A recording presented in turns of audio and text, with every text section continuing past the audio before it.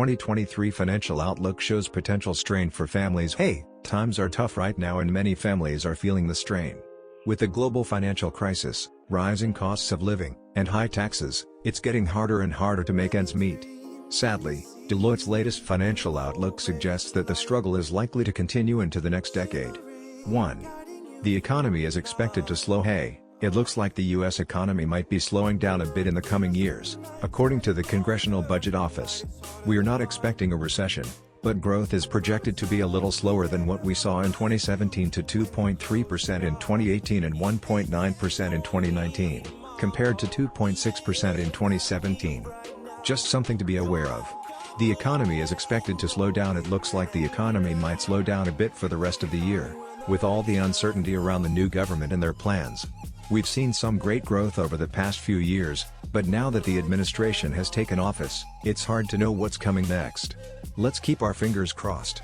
The economy is expected to slow down. As it hits its debt ceiling, it looks like the economy might be slowing down, since it's hit the debt ceiling and can't borrow any more money. You might have heard of the debt ceiling. It's the total amount of money that the government can use to pay its bills. It's been raised 74 times since 1960, but it can be a bit of a political tool. The White House has said they need Congress to raise it soon, and they won't be negotiating on this one. The economy is expected to slow down. As it hits its debt ceiling, things aren't looking so great for the economy right now. The Federal Reserve Bank has warned us that our high national debt could slow down economic growth. To give you an idea of how big it is, our national debt is currently at $20.6 trillion. That's more than the entire US GDP. The Fed has suggested raising the debt ceiling to avoid any issues down the road, but the Republicans aren't too keen on doing that. Looks like we'll have to wait and see what happens next. 2.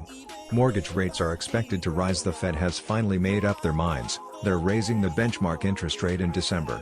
This has been a long time coming, considering they've kept the federal funds rate at 0 to 0.25% since 2008. With inflation rising and the unemployment rate at a 7-year low, the Fed's decision makes sense. Unfortunately, it looks like it's going to push up mortgage rates too. Mortgages rates are expected to rise in the near future. Hey, did you know mortgage rates are on the rise? Experts are predicting they'll go up even more over the next few months, so if you're thinking about applying for a mortgage, now's the time to do it. Rates are still pretty low right now, so don't wait too long. Get your application in before the end of the year. Higher interest rates will boost the economy. If mortgage rates go up, it's actually a good thing for the economy. It'll motivate people to invest and make bigger purchases, plus it'll help them save money since they'll be able to afford more with a higher interest rate. Cool, huh?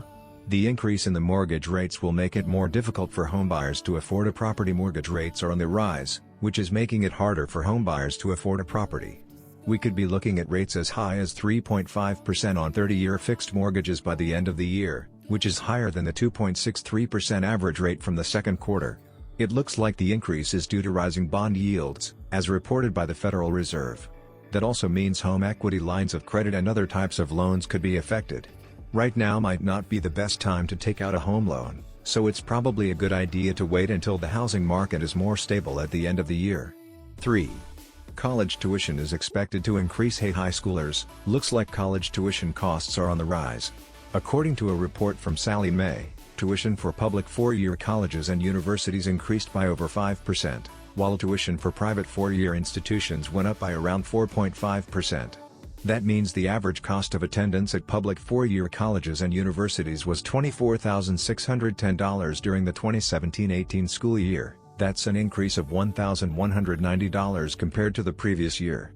And if you're looking at private four-year institutions, the average was $46,950 in 2017-18, which is an increase of $970.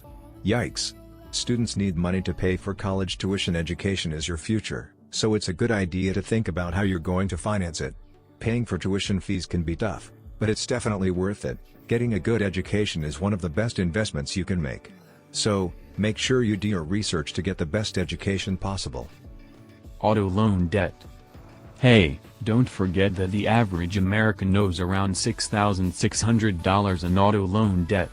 It's a big part of many people's revolving debt, so it's important to stay on top of it and make sure you're managing it properly. Otherwise, you could put your vehicle and your credit score at risk. Not ideal. Interest rates.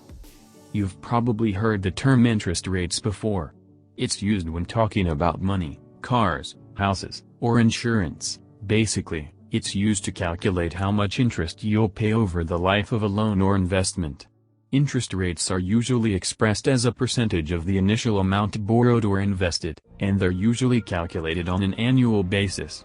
Don't worry if that sounds complicated, I'll explain it all in this article. Interest rates are the cost of borrowing money. The interest rate is affected by the economic situation. The interest rate plays an important role in our economy. It affects a lot of things, like the banking sector, exchange rate, housing market, and construction sector. It's important to know that the interest rate isn't the same for everyone. It depends on factors like the loan amount, term, credit history, and type of loan. The central bank has a lot of influence over the interest rate, and it's directly linked to the economic situation. All in all, the interest rate is the price of money, so it's important to keep an eye on it. The interest rate will have an impact on the economy. Interest rates are a pretty powerful tool when it comes to controlling the economy. If things are getting too heated, the central bank can raise interest rates to slow it down. On the other hand, if the economy is slowing down too much, they can lower interest rates to give it a boost. Plus, there's the margin. This is the extra charge the lender adds to cover their costs, and it can range from a few points to several percentage points. It's important for the central bank to get the balance right, so they can adjust the interest rates to keep things running smoothly. Conclusion: the economy is expected to slow in 2023 and real GDP growth is projected to go down from 2.3% in 2018 to 1.8%. The unemployment rate, which has been gradually decreasing since the recession, is expected to go up a bit. Plus, with rising mortgage rates, global issues, and increasing taxes, even if income growth is strong, consumers will have less money to spend on non-essential items.